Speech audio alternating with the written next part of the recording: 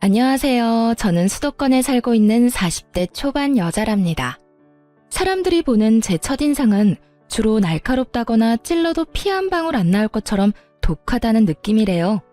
제 직업이 내과 전문이라서 더 그런 걸 수도 있고요. 근데 물론 일할 때는 좀 정확하고 예민한 건 맞지만 평소에 저는 정도 많고 눈물도 많고 싫은 소리도 잘 못하는 성격이랍니다. 혼자 집에서 운동할 때 이곳의 사연을 들으며 러닝머신을 달리면 시간이 참 잘 가는 것 같아요. 너무 재밌고 공감 가는 사연도 많아서 귀가 즐거워요. 저도 망한 결혼을 걷어차고 화려한 돌싱으로 살게 된 지가 얼마 되지 않았거든요. 공부하고 일만 하느라 심심하기만 했던 저의 인생에 아주 파란만장한 일이 있었더랬죠. 저의 화려한 사연 한번 들어보시겠어요? 저는 요즘 시대에 참 흔치 않게 살짝 개천에서 용난 케이스랍니다. 어릴 때부터 수제 소리 들으며 공부를 잘했고 부모님은 항상 의사 되라고 거의 세뇌시키셨어요. 부모님도 의사가 되려면 돈이 얼마나 많이 드는지 모르고 그냥 좋다고 하니까 대책 없이 그러셨던 거죠. 전 부모님 소원대로 의대에 가게 되었고요. 고등학교 때까진 그냥저냥 부침없이 평범하게 살았던 부모님과 저는 등록금 마련하느라 진짜 엄청 힘들게 살았어요. 아버지도 퇴근하시고 대리기사 하시고 전업주부였던 엄마도 알바를 2개나 하셨고요. 저도 공부하느라 너무 힘들었지만 일주일에 과외를 3개나 하면서 진짜 힘들게 공부했네요. 그래서 다행히 의대를 졸업하고 전문의 과정도 무사히 끝낼 수 있었죠. 사람 마음이 참 간사한 게 한 고비 끝나면 또 다른 고비가 오고 또 다른 생각이 들잖아요. 제가 수도권의 나름 큰 병원의 내과의사로 일하게 되면서 그 근방으로 아파트도 자가로 마련하고 부모님 집도 근처로 마련해드렸어요. 그러다 보니 30 후반이 되었더라고요. 이제 여유가 생기니 부모님이 결혼을 말씀하시기 시작했죠. 저도 지금까지 일만 하느라 대학 시절 잠깐 해본 풋사랑이 전부였거든요. 그래서 여자로서의 제 인생이 좀 불쌍하긴 하더라고요. 부모님이 소개해주는 사람 몇 번 만나면서 소개팅도 좀 해보기 시작했어요. 근데 다 저와는 맞지 않는 사람들이었고 저라는 사람 자체보다는 제 직업에 관심을 두는 게 너무 보여서 실망을 많이 했네요. 다음 주 주말에 시간 좀 내봐라. 너보다 2살 어린데 아주 괜찮은 총각이란다. 나 그냥 결혼 안 하고 이렇게 살래요. 요즘은 결혼 안 하고 사는 사람도 많아요. 괜히 이상한 사람 만나는 것보단 일하면서 아빠 엄마 모시고 살게요. 예, 쓸데없는 소리 하지 마라. 너 돈 잘 버는 게 우리한테 효도하는 것 같아? 좋은 남자 만나서 손주 안겨주고 행복하게 사는 모습 보여주는 게 우리한테는 더 효도하는 거야. 아니 그럼 의사 되라고 닥달하지 말고 시집이나 일찍 보내지 그랬어요. 지금 나이가 40이 다 돼가는데 괜찮은 남자가 있냐고요. 그러게 의대 다닐 때 동기 하나 좀 물어서 결혼하라니까. 그거 하나 못해서는. 다른 의사들은 다 결혼해서 잘 살던데 너만 바쁘니? 잔소리 말고 주말에 나가봐. 알았어? 어릴 때부터 저에게 좀 강요하는 부모님이 너무 답답하고 싫었던 적도 많았어요. 이 나이에도 부모님이 결정하는 대로 살아야 되나 싶어 반항하고 싶은 마음이 들었죠. 일단 그렇게 주말에 기대 없이 나가봤는데요. 지금껏 만난 남자들보단 키도 크고 늘씬한 게 훈남이더라고요. 배불뚝이나 대머리 아니면 키가 저보다 작은 남자들만 보다가 호감형인 남자를 보니 처음부터 제가 좀 마음이 열렸었나 봐요. 제약회사 영업직 대리답게 서글서글하게 말도 참 잘하고 데이트도 부드럽게 리드를 잘해주더라고요. 나보다 누난데 왜 이렇게 귀엽지? 그냥 내가 확 데리고 살까? 진짜 여자 많이 만나봤죠? 어쩜 그런 말을 그렇게 능글맞게 잘도 해요? 제가 뾰족하게 굴어도 진짜 제가 마냥 귀엽다는 듯이 대하는 모습에 어느새 저도 푹 빠져버렸답니다. 3번 정도 만나고 본격적으로 사귀는 사이가 되었어요. 1년 좀 안 되는 기간을 연애에 푹 빠졌더랬죠. 부끄럽지만 제가 제대로 해본 처음 연애였거든요. 남친 덕분에 너무 행복하고 하루가 즐거워서 이래서 다들 연애를 하나 보다 싶었죠. 헤어질 때는 너무 아쉬워서 진짜 빨리 결혼해서 같이 살고 싶다는 마음까지 들었다니까요. 제 마음을 알았던 건지 저랑 같은 마음이었는지 남친이 드디어 저한테 청혼을 했어요. 자기가 나보다 너무 능력 있고 예쁘고 잘나서 내가 진짜 혼자 고민을 많이 했어. 자긴 벌써 자기 명의로 된 아파트도 있고 연봉도 나보다 훨씬 많은데 나 같은 사람이 눈에 차겠어? 그게 무슨 말이야. 난 요즘 자기 때문에 울고 웃는데. 난 내가 의사라서 내가 더 잘났다는 그런 생각 안 해. 오히려 자기한테 내가 배우는 게 많은데? 자기가 그렇게 생각해준다면 정말 다행이다. 그리고 난 홀어머니랑 둘이 살잖아. 우리 집이 그렇게 넉넉하지도 않아서 자기 부모님이 날 잘 봐주실지도 너무 걱정이야. 그럼에도 불구하고 난 자기랑 평생 행복하게 잘 살고 싶어. 나랑 결혼해 줄래? 특별할 것 없는 프로포즈였지만 난생 처음 받아보는 남친의 진실한 청혼에 저는 바로 승낙했죠. 이때까지만 해도 진짜 핑크 구름 속에서 둥둥 떠다니는 것 같았고 평생 이렇게 행복하게 살 줄만 알았네요. 이게 지옥문을 열고 들어가기 직전이라는 것도 모르고 말이죠.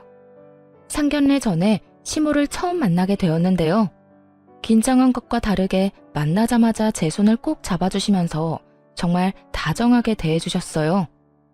우리 아들 인물이 그래도 빠지진 않은데 노총각이 다 되도록 왜 결혼을 안 하나 했더니 우리 새아가처럼 잘나고 참한 여자를 만나려고 지금까지 기다렸는가 싶다.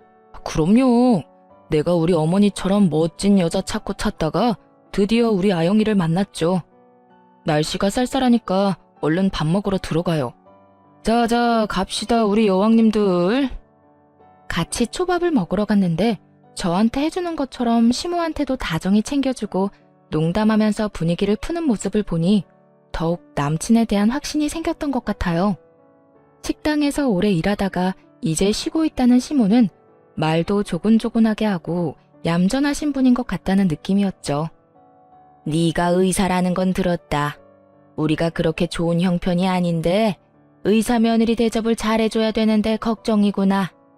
우리 한가족 되면 내가 며느리 배려하면서 대접 톡톡히 해주면서 살게. 걱정하지 마렴. 엄마는 이렇게 예쁜 며느리 시집살이 시킬 데가 어디 있다고 그런 말을 해요. 엄마 혹시라도 나 몰래 이 사람 구박하면 나 진짜 들고 일어납니다. 내가 우리 두 여왕님 잘 떠받들면서 살 테니까 우리 평화롭게 잘 살자고요. 넉살 좋게 시모한테 경고 아닌 경고를 하는 남편이 은근히 듬직해 보였어요. 저와는 진짜 반대인 성격이라 어디에서도 환영받는 남편 성격이 참 좋아 보이더라고요. 그런 남편을 좋게 본 건 친정 부모님도 마찬가지였어요. 처음 우리 집으로 가서 얼마나 넉살 좋게 행동을 하던지 나중엔 부모님이 정서방하면서 더 살갑게 대해주시더라고요. 우리 장모님께서 요리를 너무 잘하셔서 제가 운동을 더 많이 해야겠어요. 이렇게 맛있는 거 계속 먹다간 살찌겠어요. 그래도 많이 해주실 거죠? 아휴, 그럼 먹고 싶은 거 말만 하게. 어째 우리 딸이 남자 같고 자네가 더 곰살 맞은 딸 같은 생각이 들어. 이렇게 둘이 보니 참 잘 만났다 싶어. 제가 우리 아영씨보다 많이 부족한데도 예쁘게 봐주셔서 감사합니다. 아버님 어머님 잘 모시고 앞으로 잘 살겠습니다. 저를 이렇게 받아주셔서 감사합니다. 어쩜 말도 저렇게 예쁘게 하는지 몰라. 얼굴도 훤칠해서 아니 무슨 요즘 유행하는 젊은 트로트 가수 보는 것 같아. 내가 아주 우리 사위 팬 되겠어. 그렇게 양가의 축복을 받으면서 꽤 성대하게 결혼식도 올렸어요. 신혼집은 제가 살던 아파트에서 그냥 시작하기로 했고 남편이 텔레비전을 큰 사이즈로 바꿔온 것 빼고는 있는 그대로 살았네요. 지금 일하는 병원 근처라 제가 출퇴근하기에 좋고 시모가 혼자 사는 아파트하고도 그렇게 멀진 않아서 시모도 뭐라고 불만을 말하진 않았네요. 그러다 시모가 제가 일하는 병원에 찾아오기 시작하면서 점점 짜증나는 일이 생기기 시작했어요. 처음에 진료실로 들어오는 시모를 보고 제가 얼마나 놀랐는지 몰라요. 어머, 여긴 어쩐 일이세요? 무슨 일이긴. 속이 더부룩하고 영 안 좋아서 진료받으려고 우리 며느리한테 왔지. 여기까지 오시려면 30분은 차 타고 오셔야 될 텐데 그냥 동네 병원으로 가시지 그랬어요. 우리 며느리가 의사인데 그럴 수 있니? 더 멀더라도 우리 새아가 얼굴 한번 보러 오는 게 좋지. 그리고 공짜잖아. 이 병원에 오면 진료비를 안 내도 된다고 생각을 하고 있는 것 같더라고요. 실제로도 종종 병원에 오면 직원들을 붙잡고 뭔 말을 해대고 못 살게 구는 것 같길래 수납 직원한테는 그냥 말하지 말고 보내라고 그랬어요. 그리고 제가 대신 결제했죠 뭐. 그렇게 한 달에 한두 번은 병원으로 오는데 말도 안 하고 와서 저는 항상 긴장된 마음으로 시모가 언제 오나 그런 생각까지 하고 지내야 했어요. 그것뿐만이 아니고 일부러 점심시간 직전에 와서 저를 기다리기 시작하더라고요. 이제 점심시간이지? 우리 오늘은 같이 점심 먹자. 우리 의사 며느리가 맛있는 것 좀 사줘.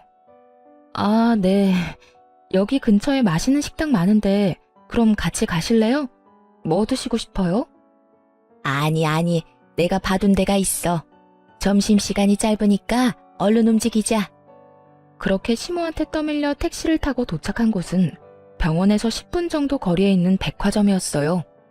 백화점 안에서도 꽤 가격 나가는 레스토랑으로 아주 당당하게 들어가길래 따라가 봤더니 이미 시모 친구 4명 정도가 앉아있더라고요. 시모가 아주 의기양양한 목소리로 말했죠. 자, 우리 의사 며느리 데려왔어. 어때? 얼굴도 예쁘고 아주 참하지? 아니, 얘들이 결혼식에 와서 봤으면서도 자꾸 못 믿겠다고 그래서 말이야. 진짜 의사인데 얼굴도 곱네. 반가워요.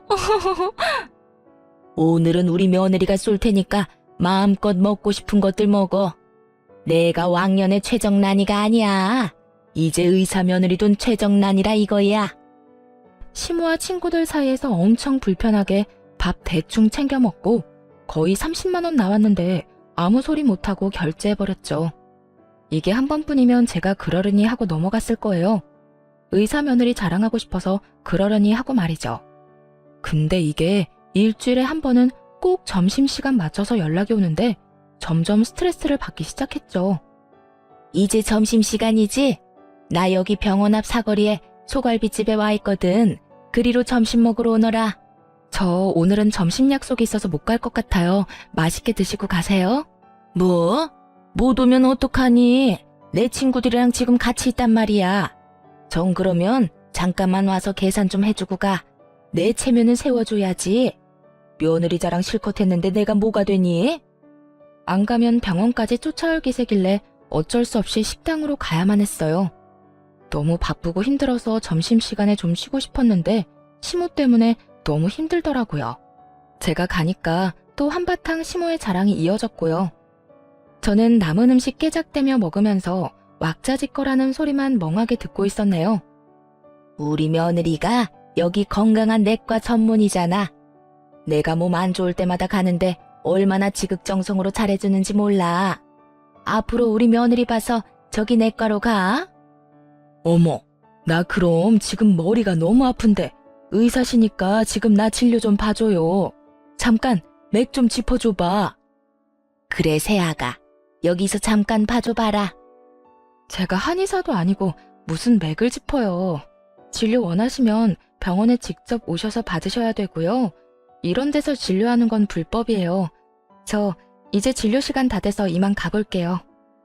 갑자기 짜증이 몰려와서 더 있다가는 진짜 소리라도 지를 것 같더라고요. 그래서 시모가 실컷 먹은 밥값을 계산하고 밖으로 나와버렸죠. 시모가 저를 따라 나오더라고요. 어머니, 앞으로는 오기 전에 하루 전엔 연락 주고 오세요.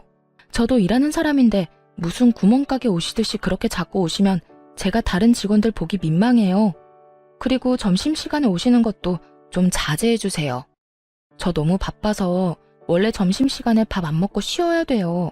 근데 요즘 어머니 때문에 쉬질 못하니까 너무 힘드네요. 어머, 뭐? 네가 그렇게 말하니까 내가 너무 서운하다. 내가 뭐 돈 때문에 그러니? 친구들이 너 보고 싶다고 하고 나도 우리 잘난 며느리 자랑하고 싶어서 그런 거지.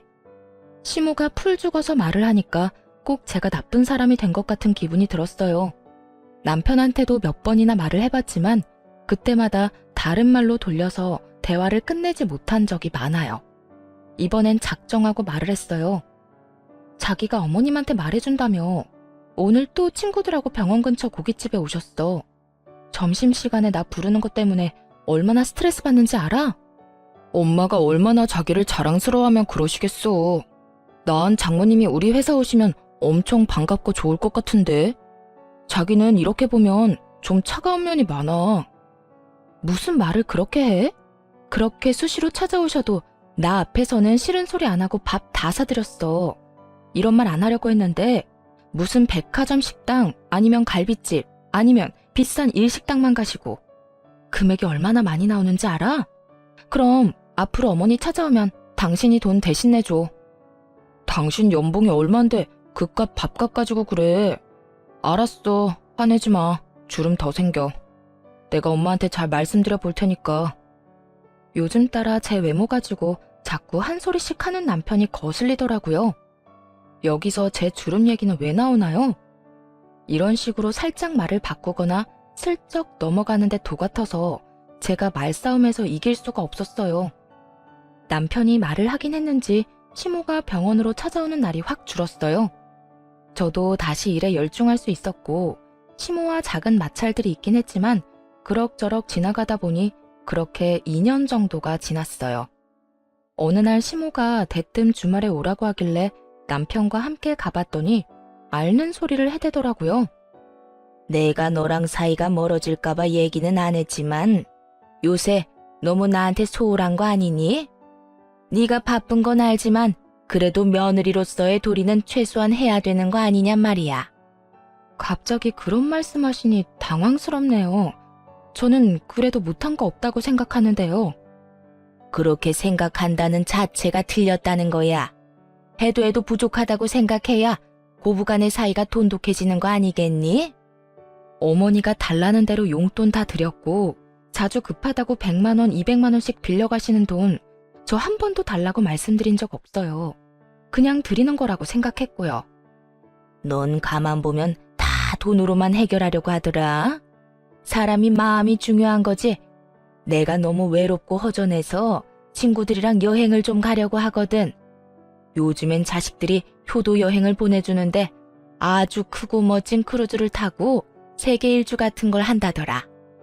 이 사람은 예전엔 저희 부모님한테 혼자 찾아가기도 하고 그러더니 이젠 용돈은커녕 전화 한 통도 안 하는데요.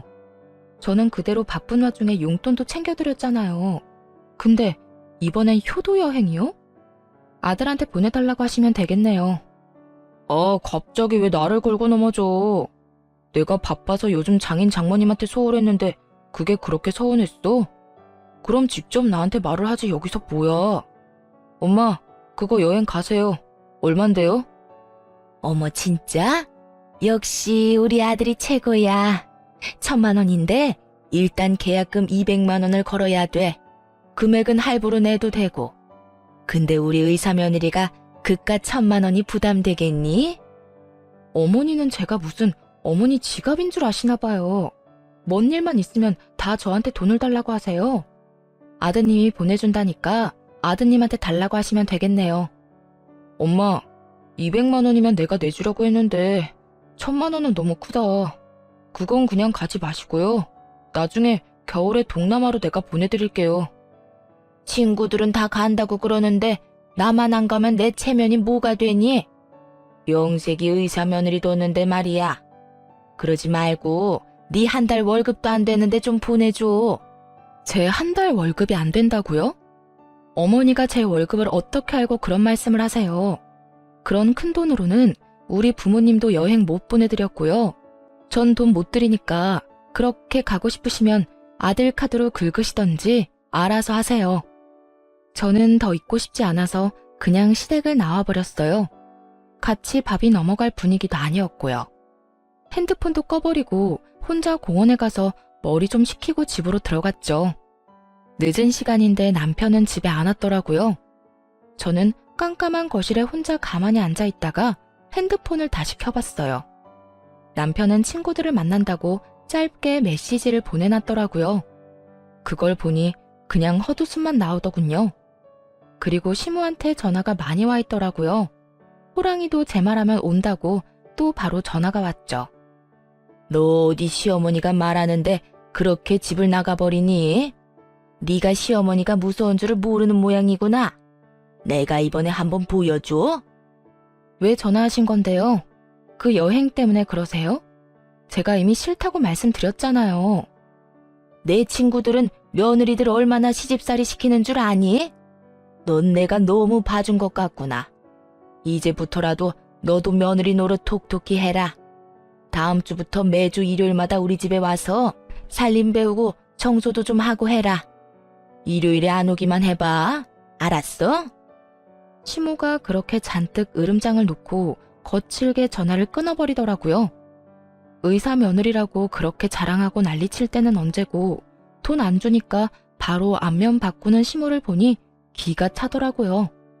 그냥 무시했는데 금요일 저녁부터 주말에 무조건 오라고 전화를 해대고 메시지를 계속 보내는 거예요.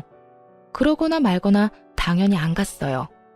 남편은 이미 새벽부터 무슨 테니스를 친다면서 나갔거든요. 혼자 침대에 누워서 쉬고 있는데 남편이 전화가 왔더라고요. 당신 우리 엄마한테 안 갔어? 일요일에 가기로 했다며. 나한테 전화하고 난리셔. 빨리 가봐.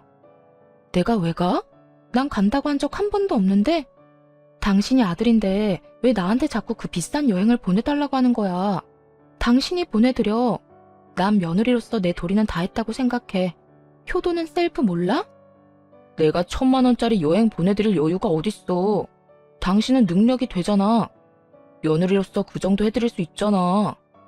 능력이 없으면 다른 걸로라도 최선을 다해야 되는 거 아닐까? 당신이 지금 남편 역할, 아들 역할 잘하고 있는지 한번 자신을 돌아봐. 난 2번 말하기 싫으니까 당신이 어머님한테 말씀드려. 저의 차가운 태도를 보고 남편이 금세 입을 다물더군요.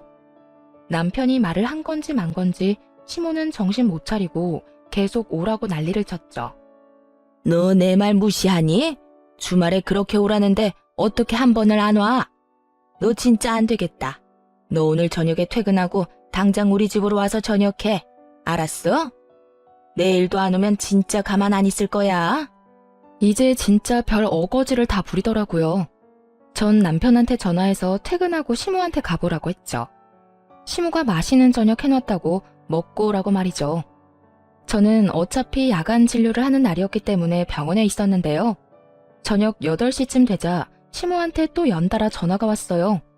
너 진짜 한번 해보자 이거야? 내가 만만하게 보여? 너 와서 저녁 하라니까 왜 우리 아들을 보내? 전 오늘 야간 근무라 못 가요. 제 대답은 듣지도 않고 계속 오라고 소리만 치시니까. 대신 아드님 보내드린 거잖아요. 뭐가 잘못됐나요?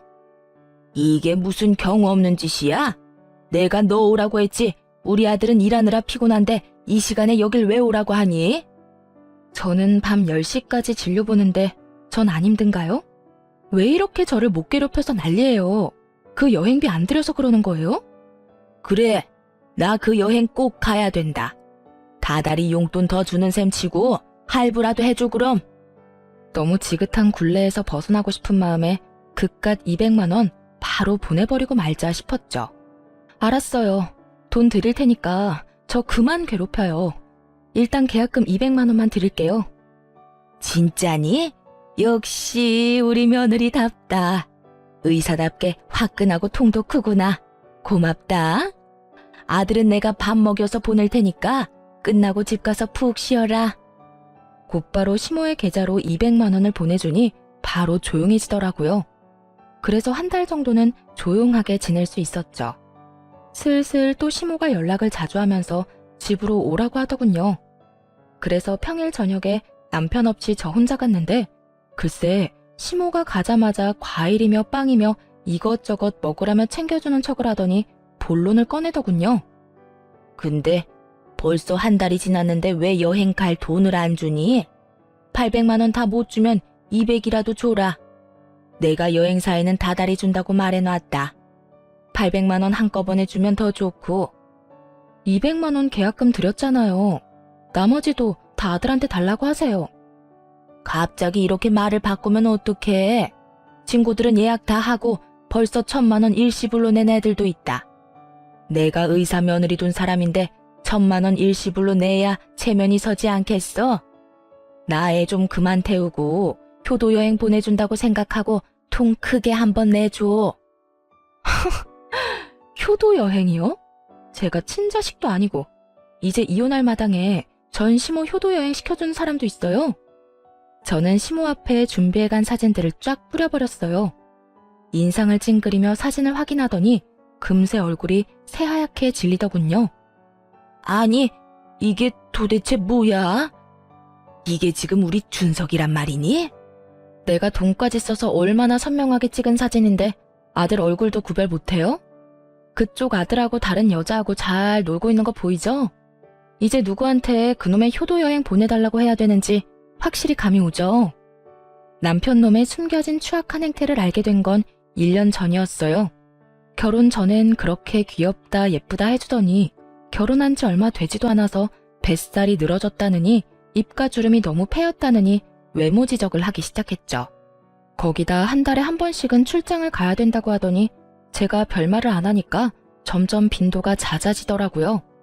몇 달 후에는 거의 한 번 지방으로 출장 가면 3일씩 집을 비우기 시작하더라고요.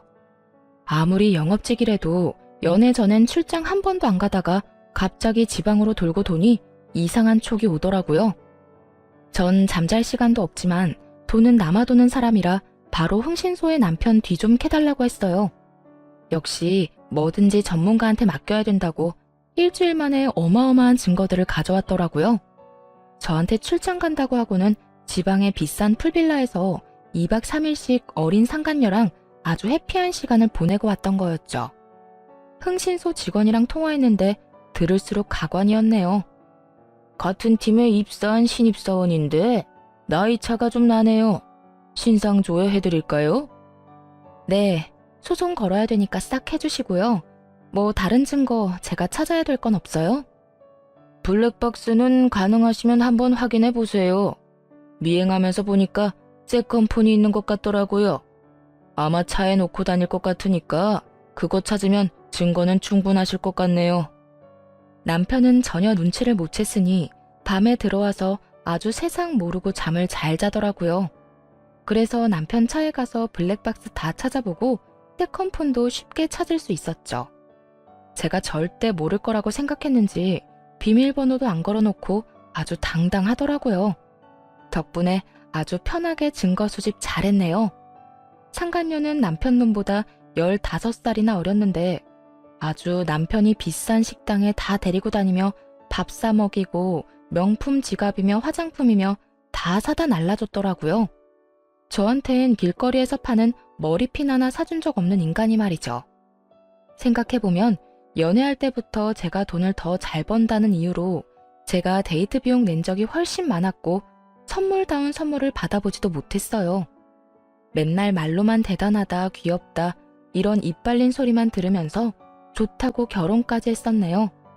거기다 남편 놈이랑 상간녀가 나눈 메시지를 읽으니 더욱 제가 호구였다는 사실을 실감할 수 있었어요. 내가 이 백 갖고 싶었던 거 어떻게 알았어요? 역시 우리 오빠는 잘생긴 데다가 능력까지 있어서 너무 멋있어. 정말 고마워요. 잘 쓸게요. 저번에 백화점에서 한참 보는 거 알아놨지. 내가 우리 애기 가방 하나 못 사주겠어? 나한텐 돈 들어오는 든든한 지갑이 있잖아. 못생기고 나이 들었어도 그래도 의사니까 산다는 마누라님? 우리 사랑에 금전적으로라도 도움을 주니까 그래도 우리한테 필요하기라고 해야 되나요? 진짜 우리 애기 얼굴 보다가 걔 얼굴 보면 꼴이 말이 아니야. 토할 것 같아. 나이 들어서 볼품 없으면 관리라도 해야지. 맨날 바쁘다고 로션 하나 안 바른다니까. 진짜 여자로 전혀 안 느껴져. 우리 자기한테 여자는 나 하나면 되잖아. 우리 다음 주에 여수 풀빌라 가는 거 맞지? 거기 너무 가고 싶었는데 예약해줘서 고마워요. 우리 애기가 가고 싶다는데 그 정도야 당연하지.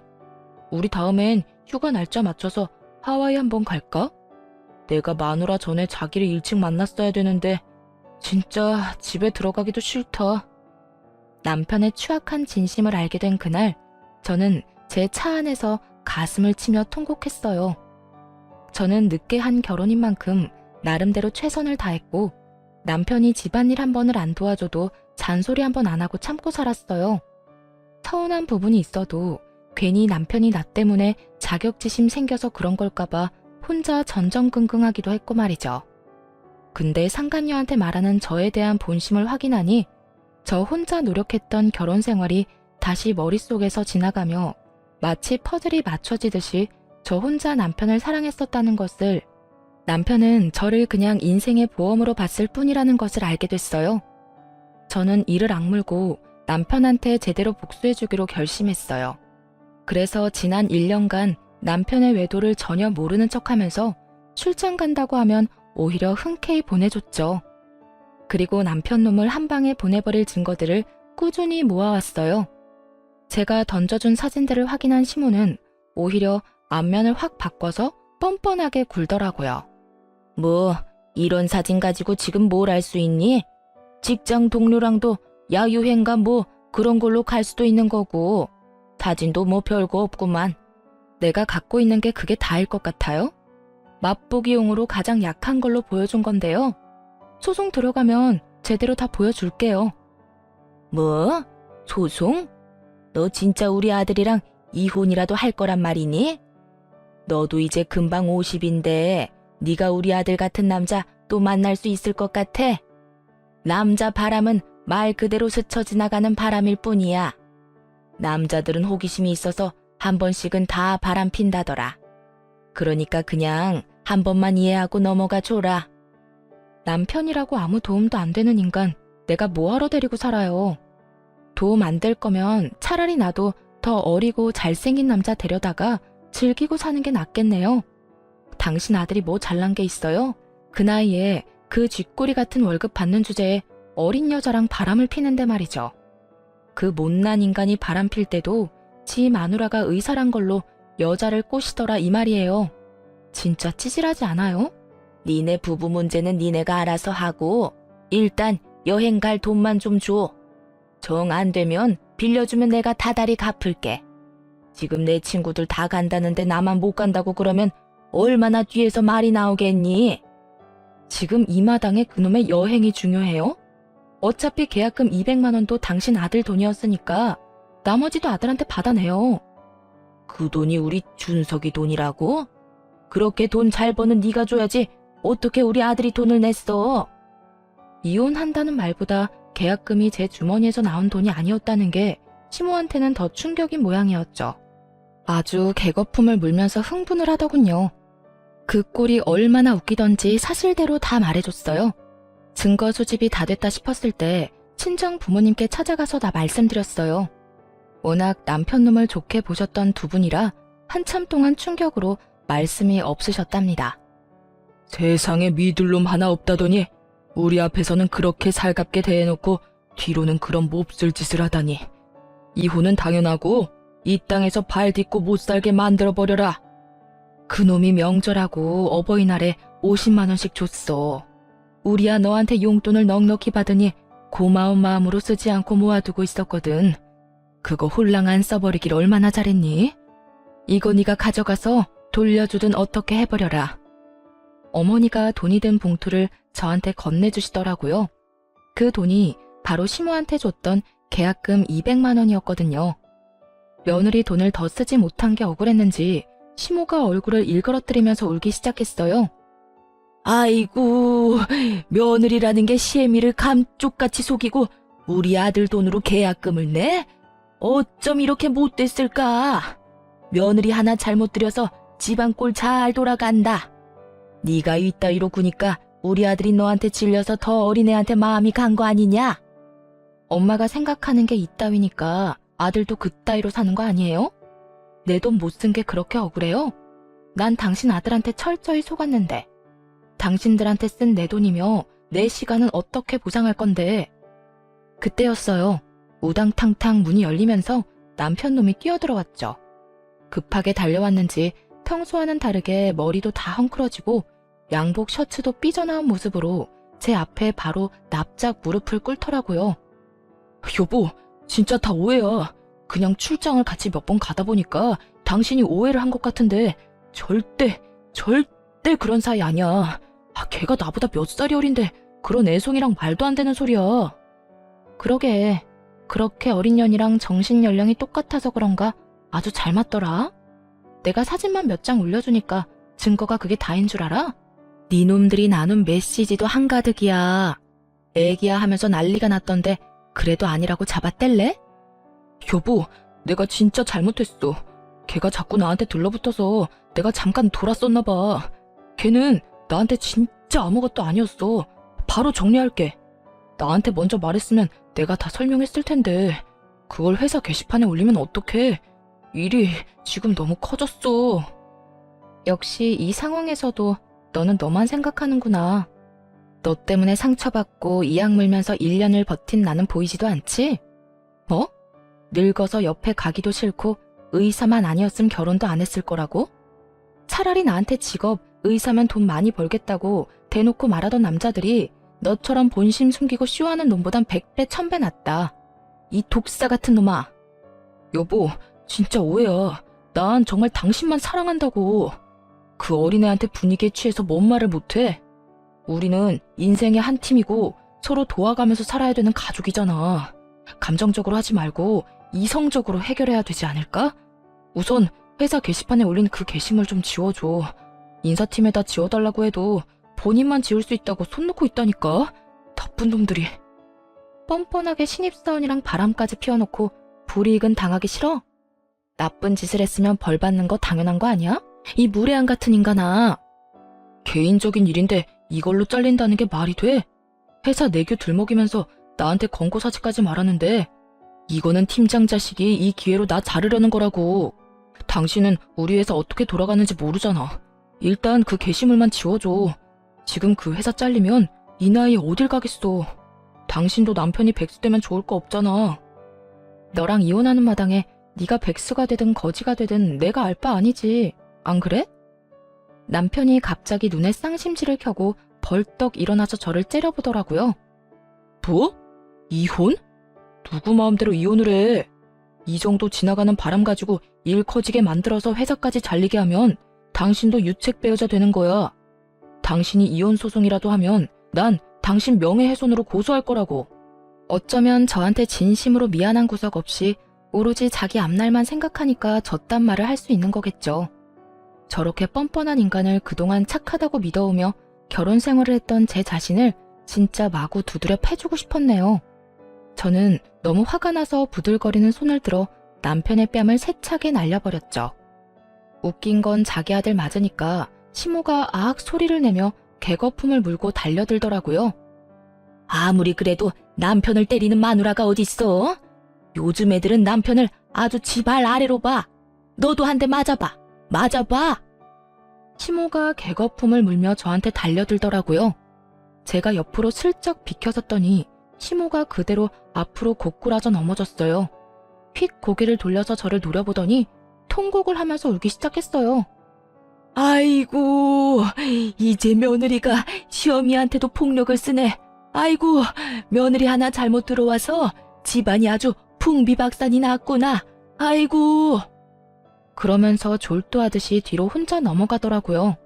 놀란 남편놈이 달려가서 시모 붙잡고 엄마 하면서 같이 울기 시작했어요. 참나, 아무것도 모르는 사람들이 보면 무슨 눈물 없이는 못 보는 드라마 찍는 줄 알겠네요.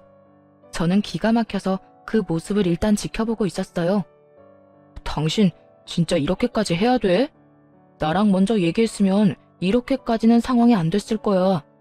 우리 엄마한테까지 와서 이렇게 헤집어 놓으면 나이 드신 엄마가 견디실 수 있겠어? 진짜 너무하다. 누가 누구한테 너무하다고 하는 건지 어이가 없네. 그리고 니네 엄마가 나한테 돈 달라고 부른 거야. 내가 이 집구석에 찾아온 게 아니고. 난 더 이상 너희 모자 얼굴 보고 싶지도 않으니까 빨리 여기다 도장 찍어. 이게 내가 너한테 주는 마지막 배려야. 남편은 제가 건넨 종이를 보더니 흠칫 놀라더군요. 그러더니 종이를 팍 던져버리는 게 아니겠어요? 이혼 합의서? 이런 것까지 준비해오고 아주 작정했구나. 자기야, 난 절대 이혼 못해. 내가 평생 속죄하면서 자기 말만 잘 들으면서 살게. 제발 한 번만 넘어가줘. 부탁이야. 나 1년 동안 네가 바람피는 증거 모았어. 이혼 소송 들어가면 나는 비싼 수임료 내고 최선을 다해서 소송 준비할 건데 너 나 이길 수 있어? 그 나이에 돈 1,000만 원도 없는 데다 백수될 주제에? 난 이미 변호사 상담까지 다 끝났고 네가 합의 이혼 싫다고 하면 전화 한 통하면 바로 소송 시작할 수 있어. 위자료 2천 이상은 청구할 건데 네가 일시불로 줄 능력이나 있냐고. 제가 따박따박 맞는 말만 하자 남편은 모든 걸 체념한 듯이 고개를 푹 숙이더라고요. 머릿속에서 아주 오만 가지 생각을 하면서 좋지도 않은 머리를 굴리고 있는 게 뻔히 보이더라고요. 능력도 없는 주제에 그동안 나 믿고 월급 펑펑 써대고 돈 한 푼 안 모은 게 이제야 후회가 좀 되겠네? 너도 참 바보 같다. 내 비위 적당히 맞추면서 살았으면 늙어서까지 의사 마누라 옆에 두고 분수에 안 맞는 호강했을 텐데 말이야. 다 네 잘못이니까 평생 찢어지게 가난하게 살면서 네 좋았던 시절 떠올리며 살아봐. 난 진짜 당신이랑 헤어지면 못 살아. 내가 어떻게 하면 용서해 줄 거야? 난 절대 이렇게 못 끝내, 여보. 너랑 더 이상 말싸움하기도 싫어. 1분 안에 결정해. 지금 도장 찍고 죽은 듯이 조용히 살 건지 아니면 한번 이혼 소송 제대로 해볼 건지. 제가 이혼 합의서를 뺏어갈 제스처를 취하자 비굴하게도 종이를 휙 잡더라고요. 그러더니 한숨을 푹푹 쉬면서 시모 집에 있던 도장을 찾아서 결국 찍더라고요. 저는 서류를 휙 뺏어서 그 집구석을 나와버렸어요. 차마 제 앞에서는 못하다가 제가 나가니까 뒤에서 아악하고 소리를 지르고 뭘 깨부수는 소리가 나더라고요. 집에 가자마자 남편 짐 그대로 상자에 다 쓸어 담고 다음날 아침 이삿짐 센터 차 불러서 한 번에 시모 집으로 다 보내버렸어요. 근데 웃긴 건 남편 놈 짐은 다 시모 집으로 갔는데 시모는 제 집으로 찾아왔다는 거죠. 타이밍도 참 기막히게 사람들이 상자를 갖고 나갈 때 시모가 도착해서 현관문이 활짝 열린 상태였어요. 시모가 얼른 집으로 들어와서 제 앞에 무릎을 꿇고는 손을 싹싹 빌기 시작했죠. 예, 너 나가고 내가 준석이 엄청 혼냈다.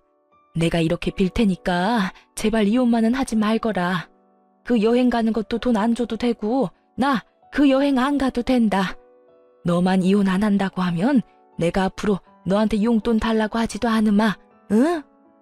뒤에서 내 욕하면서 어린애랑 놀아난 남자 받아줘가며 살 만큼 내가 착하지가 않아요. 그 나이 어린 새 며느리 될 여자한테 그놈의 잘난 효도 여행 보내달라고 해요. 시모가 계속 주저앉아서 울기만 하고 나갈 기미가 안 보여서 결국 시모를 일으켜서 밖으로 밀어내야만 했었죠. 시모는 어떻게든 밖으로 안 밀려나려고 문을 팔로 잡고 버티더라고요. 계속 이런 식으로 나오면 이혼 소송으로 가는 수밖에 없어요. 한번 지저분하게 끌고 가볼까요? 그쪽 아들 앞길 생각한다면 다신 이렇게 찾아오지 말아요. 병원이든 집이든 찾아오면 바로 경찰에 신고할 거니까. 그동안 가족으로 지낸 세월을 생각해서라도 다시 한 번만 생각해줘.